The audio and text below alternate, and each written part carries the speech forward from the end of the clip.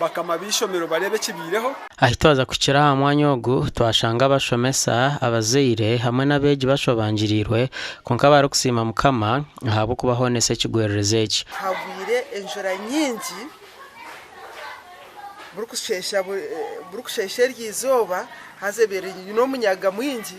cyaretera ekizimbe cyo mukasheshe kutwaza kwimuka washanga ekizimbe cye kirya hanze two classes tuzakinda kushomera igishantu tushomera mu afimiti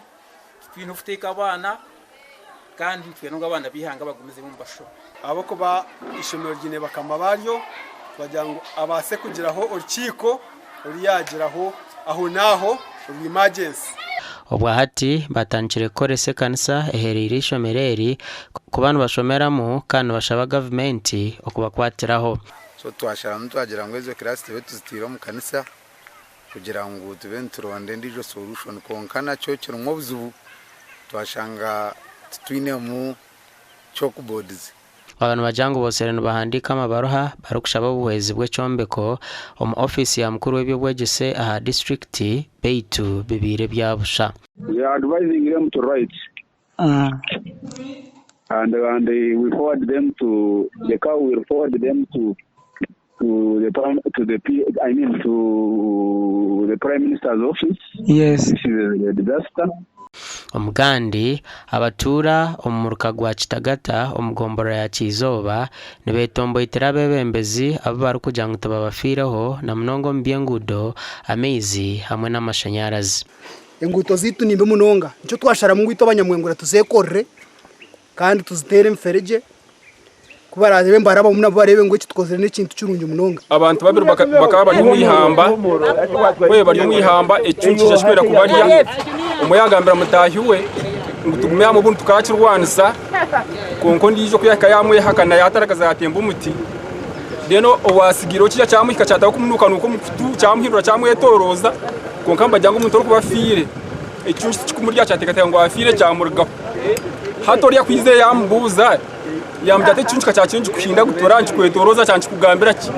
ati cyagera ngo ntarga kakwesigizo banarumwe mbuye bantu mwe abembezi mutarga kakubesigizo banarumwe mureke twekorere byitu abantu bargeho omumbana babo akarenzi Clayford bayima yo kurebi ashaziremo yatongozaho burungi bwansi ombyaro kwe narebere numwe karakasa numugambo burebure kandi mukaba mwine cyabenshi basasa nico cyabenshi bagambise ebyo